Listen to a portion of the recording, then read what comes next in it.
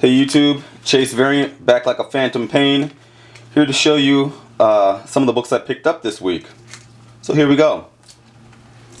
I picked up the Totally Awesome Hulk, and you know, it is what it is with this book. I'm not really into the Amadeus Cho Hulk. I like my Hulk more monosyllabic, but this cover spoke to me. It is Cho with Miss Marvel, Silk, and Shang-Chi, and Shang-Chi looks especially kick-ass right there. Looks like he's ready to crack someone with those nunchucks. Then it's got this really cool, you know, dragon behind it. It's just a really neat cover. It spoke to me, so I picked it up.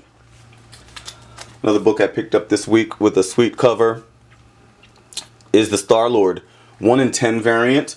This book has significantly cooled down and has found its place in the market, so any maturation that it has moving forward is definitely for the long term.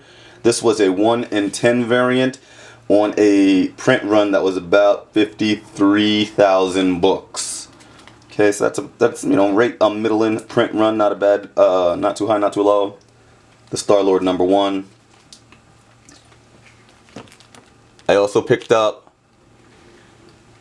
the Wonder Woman Rebirth #15, another immaculate cover from the Rebirth line. I love it. I've seen this on a couple of you guys' hauls, so I know you guys are enjoying it also.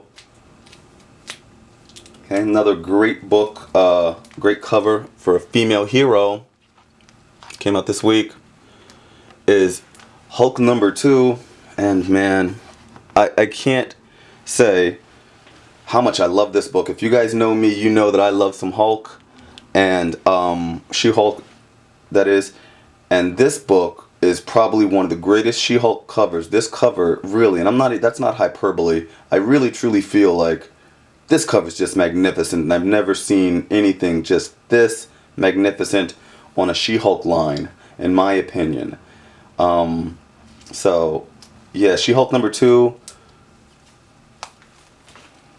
Another book I picked up was Loose Ends. And Loose Ends is described as a 4-issue Southern crime romance from Image Comics.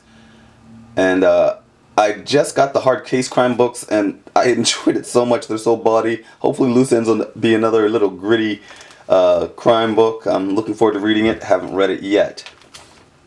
But another book I picked up was your Batman 66 meets Wonder Woman 77. Your Alex Ross cover with Adam West and Linda Carter in their magnificent prime, and just the likenesses in this painting is remarkable. Linda Carter looks like she's, you know, can jump off the page, and Adam West looks fantastic. I love the goofy little Batman shield. So just everything about it speaks to the time, speaks to the characters. The art is fantastic. Really loved it, and that's a cover price book because it just came out. And I picked up 2 of those because I love it, you know. Another book I bought, of course, so you can name it, Comics News. Picked this up. It is the 1 per store variant for the Mighty Captain Marvel #1. And the print run hasn't really fully come out on the Mighty Captain Marvel #1. That should be in about a week or 2. But this book, as we know, with 1 per store, printed just over 3,000 copies, maybe closer to 3,100, 3,200. And a very interesting spec book I picked up this week, guys, is the Slayer #1. And I bought this because the red cover spoke to me. The red cover is magnificent. I bought it because I've never seen Slayer in a comic book before. I think this is the first time Slayer's ever been in a comic book. It's got the Slayer, I guess you want to call him a mascot, an icon, Eddie. I mean, people who know Slayer know about Eddie. He's kind of got his own little cult fan club, and this is the Eddie variant. Those things all enough to really make me spec on a book, but John Schnepp pushed it over. When I saw John Schnepp's book on this, I was very excited about it. John Schnepp is an artist-creator. You might know him from Metalocalypse. You might know him from the Marvel Knights Black Panther animation. You might know him from the documentary The Death of Superman Lives, What Happened? And if you didn't see The Death of Superman Lived What Happened, you're missing out, because that documentary is a lot of fun. And yeah, so I picked up the Slayer Repentless #1 of 3, red cover. And the last time I bought a book, a rock and roll book or something like that, on Spec, because I felt good about it, was back in 1988. Yeah, really. When I bought this book off the shelf. So I pulled it out of my collection so I could do a little comparison, because this book matured very, very well. Now this was a $2 book back in '88, and that's pretty expensive for that time. I think comics were going for about $1.25.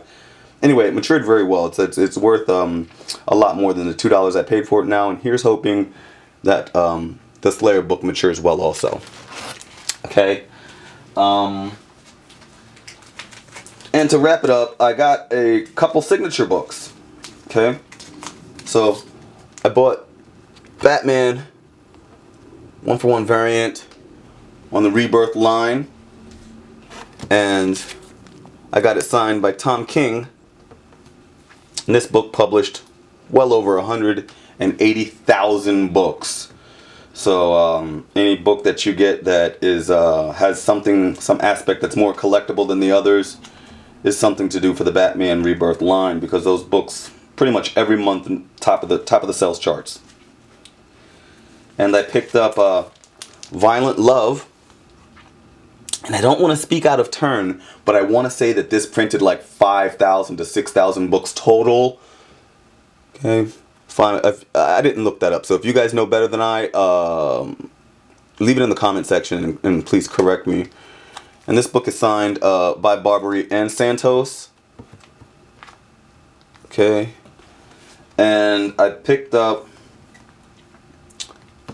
Big Trouble in Little China meets Escape from New York. And if that's not enough Snake Plissken for your stinking ass, I don't know what you want.